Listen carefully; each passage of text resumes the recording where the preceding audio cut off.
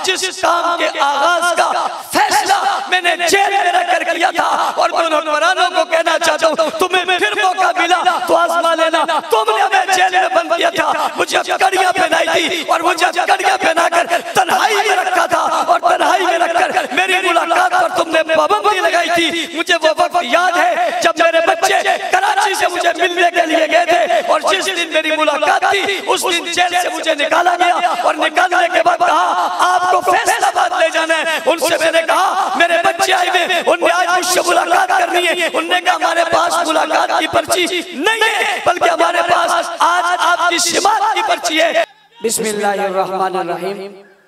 वक्त चूँकि बहुत मुख्तसर है और हमारे मुअज़्ज़ज़ मेहमानान गिरामी स्टेज पर जलवा अफरोज़ हैं बहुत देर से और बहुत तवील प्रोग्राम चला है। तकरीबन मगरिब के बाद प्रोग्राम का बाकायदा आगाज़ हो गया था और रात के 2 बज रहे हैं। मैं ज़्यादा वक्त लेना नहीं चाहूँगा। शुक्रिया अदा करना चाहता हूँ अपने आए हुए तमाम मेहमानान गिरामी का जो यहाँ तशरीफ़ लाए।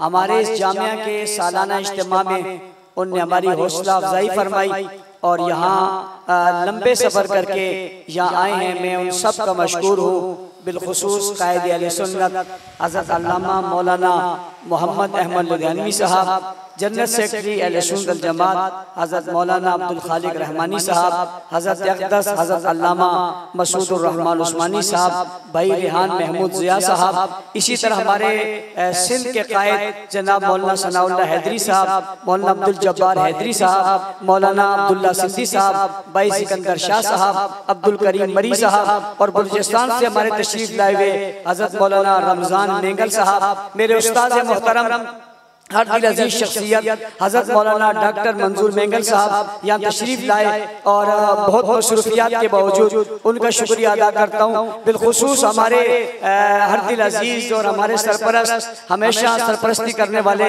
हज़रत मौलाना मुफ्ती अब्दुर्रहमान दरखास्ती साहब यहाँ तशरीफ़ लाए। हमारे मौलाना मुफ्ती अब्दुर्रहमान कासमी साहब यहाँ भी काफ़ी देर से तशरीफ़ फरमा है और मेरे भाई मौलाना मुफ्ती किफ़ायतुल्लाह साहब जिन्हें मैंने आज ही दावत दी और उन्होंने उस दावत पर फौरन जो है वो कबूल की और आज तशरीफ लिया उनका की और जलसा भी था।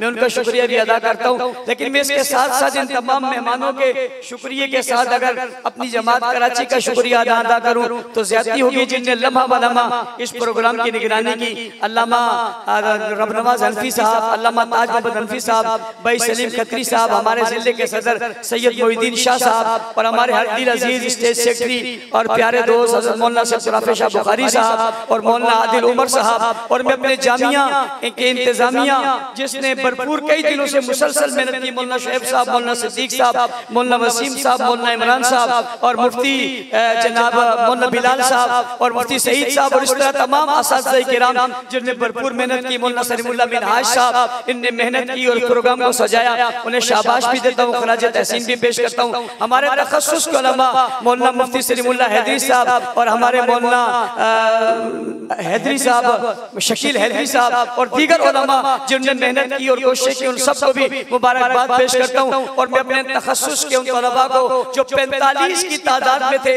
पूरा साल हमारे साथ गुजारा, मैं उनसे माजरत चाहूँगा। उनकी जिस तरह खिदमत करनी चाहिए थी शायद हम नहीं कर सके, जिस तरह उनका इंतजाम करना चाहिए था नहीं कर सके, लेकिन हमने पूरी कोशिश की कि उनका इंतजाम और एहतमाम करें और अल्हम्दुलिल्लाह जितना हो सकता था वो हमने किया।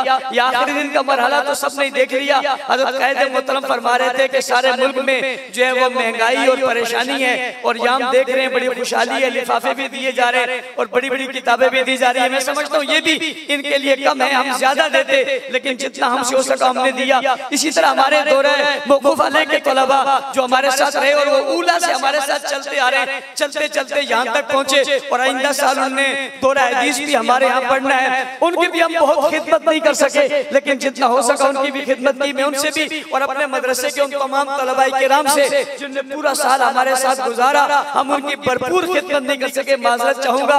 अपना भाई समझ के मैं उम्मीद रखूंगा कि हमारी कभी कोताही कर माफ फरमाएंगे। इसके साथ साथ तफसीर आयत साहबा और फन खिताबत कोर्स जो एक हमारी इनफरादियत थी जिस काम ने आगाज किया था अल्हम्दुलिल्लाह, उसमें भी हमारे पास 300 के करीब मुल्क भर से और शहर भर से तलबा और उलमा तशरीफ लाए। बुलाए। इन 9 दिनों के अंदर हमने उनकी भरपूर खिदमत की कोशिश की और मैं समझता हूँ बाकी जगह तो हमारी कोई कमी कमजोरी कोताही हुई होगी, लेकिन इन 9 दिनों में हमने कोई चीज ऐसी नहीं छोड़ी जो उनकी खिदमत में हमने न दी हो। आला किस्म का खाना, बेहतरीन किस्म का इंतजाम, आला किस्म के असातिज़ा, फन किताबत के अजीम माहिरीन, तफसीर की खूबसूरत नुकात, खूबसूरत बातें, खूबसूरत उलमा, उनकी खूबसूरत तकारीर बहुत खूबसूरती के साथ उन तक हमने बात पहुंचाई। मैं उम्मीद करता हूं इंशाअल्लाह अल अज़ीज़ हमारे इस पैगाम को लेकर वो मुल्क भर जाएंगे, कोना कोना जाएंगे, हर घर जाएंगे, इस पैगाम को पहुंचाएंगे और दुनिया को बताएंगे कि तारीख में सहाबाए किराम को ढूंढने वालों तुम किस गंज की दुनिया में आए हो। आओ सहाबाए किराम को देखना है तो कुरान की नजर में देखो। और मुझे अल्हम्दुलिल्लाह आज बहुत खुशी है, मैं जितना अल्लाह का शुक्र अदा करूं इतना ही कम है कि जमात में वो दौर मुझे देखने को मिला और वो इदारा जिसमें कायदे अहले सुन्नत भी तशरीफ लाए आज स्टेज पर मौजूद हमारे उन तलबाए किराम ने जो तखस्सुस के तलबा थे उनने कुरान करीम की 30 पारों में से हर पारे से एक आयत कुरान की लेकर 30 दलाइल दिए एक तालिब इल्म ने, फिर दूसरे तालिब इल्म ने उन दलाइल के अलावा यानी उन आयतों के अलावा 30 आयतें इलादा पढ़ के 60 दलाइल पूरे किए और फिर तीसरा तालिबुल इल्म आया उसने 30 दलाइल और दिए कुरान करीम से सहाबा की अज़मत और सहाबा की मदह और सहाबा के दिफा पर 90 दलाइल यानी 90 कुरान की आयतें 3 तकरीरों में इस स्टेज पर पढ़ी गई और वो कुरान पढ़ा जा रहा था। मैं अल्लाह का शुक्र अदा करता था जिस काम के आगाज का फैसला मैंने जेल में रहकर किया था और मैं उन हुक्मरानों को कहना चाहता हूँ तुम्हें फिर मौका मिला तो आजमा लेना।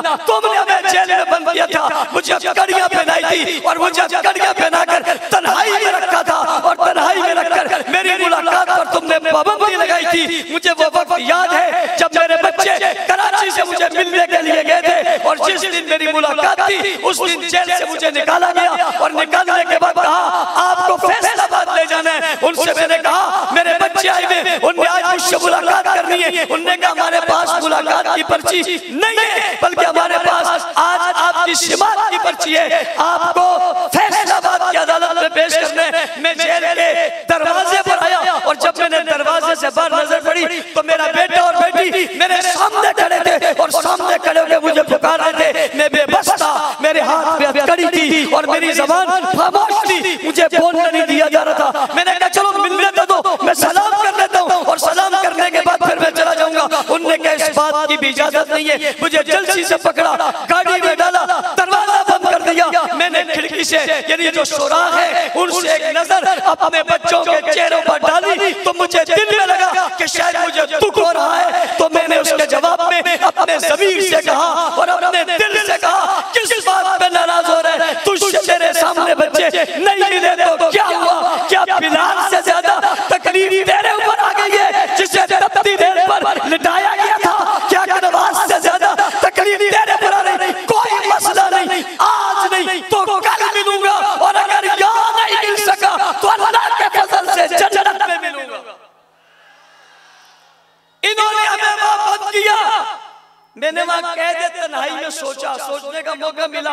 या तो आप सोचने ही नहीं देते और आप बैठने ही नहीं देते तन्हा, इधर से आ गया उधर से आ गया, प्रोग्राम सफर आना जाना, लोगों की बातें नारे ये वो सब कुछ चलता रहता है। वहां अपने आपको बंदों की हैसियत मालूम हो जाती है। अंदर चले गए तो अकेले बैठे, कोई बुलाने वाला नहीं है और किसी को बुलाते हैं तो कोई आता नहीं है। और एक अजीब वाकया हमारे साथ हो गया। वाकया ये हुआ कि हम अंदर थे और हमें प्यास लगी, बहुत गर्मी का महीना था और रमजान था और हमने उस सिपाही को कहा कि यार हमें पानी दे दो। उसने कहा कोई पानी शानी नहीं है। फिर हमने उससे कहा यार पानी दे दो, वो सामने तो मशीन लगी है, तुम अगर ये बोतल भरकर हमें दे दोगे तो तुम्हारा क्या जाएगा? उसने कहा कोई पानी नहीं है। हमने जब फिर उसे कहा तो उसने कहा तुम अपनी औकात में रहो, औकात से बाहर मत निकलो, पानी मांगते हो नहीं देता, जो मर्जी ये कर लो।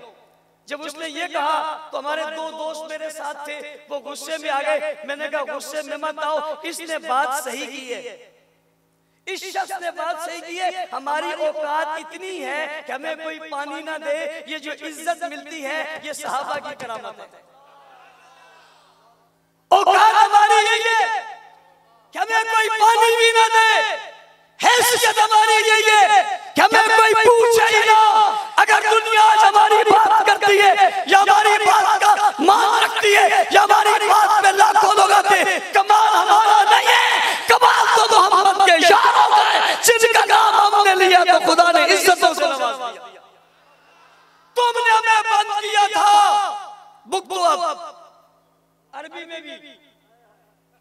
फारसी में भी, अंग्रेजी में भी, उर्दू में भी, अभी वक्त नहीं था वरना पश्तो में भी, हिंदको में भी, सराइकी में भी, बलोची में भी, सिंधी में भी हुआ। सिंधी में भी मरीज साहब हमारे आज खास मेहमान मरीज भी थे, उसमें भी हुआ। शियो तुम हमें गिरफ्तार करके खुश थे, करवा के, और शियो तुम अकनवाज को मार के खुश थे, तुम इशार को मार के खुश थे, तुम ज़ियाउर रहमान को मार के खुश थे, तुम आजम तारक को खून में नहला के खुश थे। अब मजा आया? वो सिर्फ उर्दू में कहते हैं, हर जबान में कह दिया। जो बात अकनवाज ने उर्दू जबान में जंग की धरती से की थी, आज शाहनतीब के स्टेज से उस्मान इब्न अफ़्फ़ान के मदरसे के तखस्सुस के तलबा ने एक साल या रहने के बाद किताबों की सूरत में, दलाइल की सूरत में कहीं और से बात नहीं की है, किसी किताब का हवाला नहीं दिया, किसी और बात की बात नहीं की है। इन्होंने बात की है तो अल्लाह के कुरान की है, और अल्लाह के कुरान की बात करके तुम्हें कुरान से साबित हुई है, न तुम खुदा वाले हो, न मुस्तफा वाले हो, न कुरान वाले हो। इंशाअल्लाह अज़ीज, मुझे उस वक्त भी यकीन था, आज यकीन और बढ़ गया कि अल्लाह ने इस काम में बरकत दे दी है। अब अगर कोई कहता है कि मौलाना साहब किसी ने टीम भेज दी है, अगर कोई कहता है मौलाना साहब कोई मारने लगा है, तो मेरी सेहत पर कोई असर पड़ने को नहीं है, इसलिए कि काम वो शुरू हो गया है जो अब खत्म होने वाला नहीं है। मैंने खैरपुर में एक जुमला कहा था, कायदे अहले सुन्नत ने मुझे मना कर दिया, मैंने उसके बाद छोड़ दिया, आज भी कह नहीं रहा, इशारा कर दिया मैंने कि जो है सो है, जिंदगी और मौत अल्लाह के हाथ में। अल्हम्दुलिल्लाह, तहदीस की नियामत के तौर पे कहता हूँ, जब भी कोई कुरान खोलेगा, आया तो 1400 सदियां पहले था, 1450 साल, लेकिन जब कुरान की आयतें पढ़ पढ़ के तुम्हें दायरा इस्लाम से खारिज कहेगा, तो जालिमों में तुम्हें याद जरूर आऊंगा, मैं तुम्हें याद जरूर आऊंगा। जो सुनेंगे उन्हें भी याद आऊंगा, जो सुनाएंगे उन्हें भी याद आऊंगा। ये सुनाकर हाथ उठाकर दुआ दे देंगे, मेरे लिए यही काफी है, और वो जलते मरते रहेंगे, मेरे निजात के लिए वो भी काफी है।